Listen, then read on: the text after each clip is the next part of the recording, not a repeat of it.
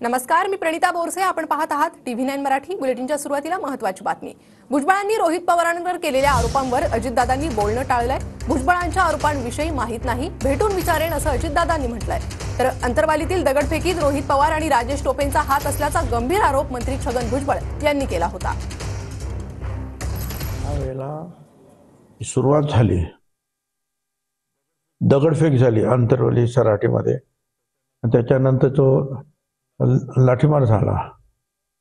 त्यावेळेला माझ्या माहितीप्रमाणे जरांगी तिथून निघून गेला होता.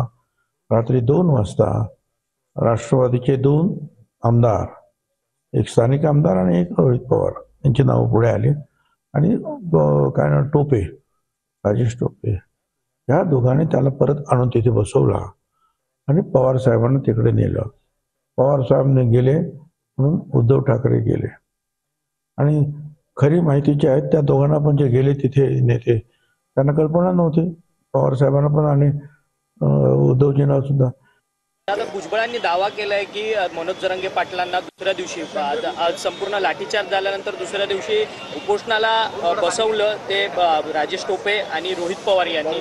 या दाव्याला कसं पाहता? नाही, मला माहिती नाही. मी विचारून भेटल्यानंतर असं काही होतं का मला माहिती नाही.